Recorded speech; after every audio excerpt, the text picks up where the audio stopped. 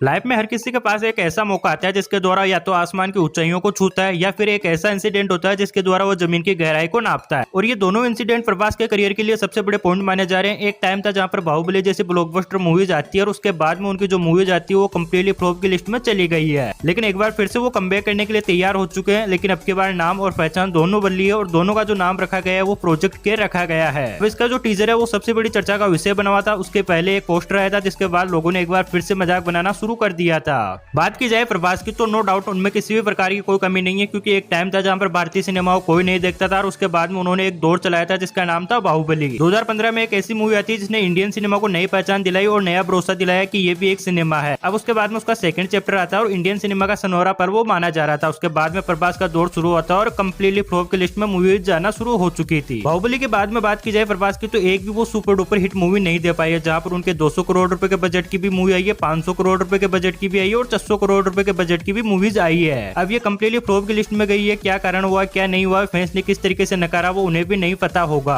आदिपुरुष प्रभास के करियर के लिए सबसे बड़ी डाउनफॉल मूवी साबित हुई है, कम्प्लीटली फ्लॉप की लिस्ट में गई है। लेकिन उसी मूवी के साथ एक नया सब्जेक्ट आया था, नाम होने वाला था प्रोजेक्ट के। अब ये मूवी क्या होगी, क्या देखने को मिलेगा और क्या नहीं देखने को मिलेगा तो वो तो हमारे सामने टीजर में रिवील किया जाएगा। हालांकि अभी तक किसी भी प्रकार के लोगों के सामने न्यूज नहीं है कि इस मूवी का क्या सब्जेक्ट होने वाला है, क्या स्टोरी होने वाली है। लेकिन जिस तरीके से इसका जो पोस्टर निकल कर आया था उसके बाद में लोगों ने मजाक बनाना शुरू कर दिया था। टीजर की बात की जाए तो यूएसए में इसका जो टीजर है वो रिवील कर दिया गया, उसके फोटोज भी लोगों के सामने आ रहे हैं। लेकिन जो इंडिया में जो रिवील किया जाएगा वो 21 के आसपास किया जाएगा।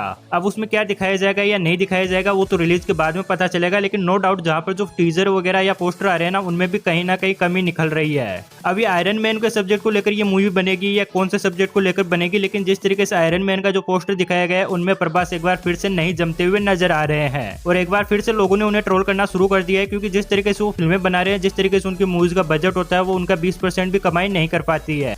आदिपुरुष ने जिस तरीके से लोगों की भावनाओं के साथ खिलवाड़ किया था वैसे ही प्रोजेक्ट के साथ भी हो सकता है और ये डर इसके मेकर्स को भी सता रहा है।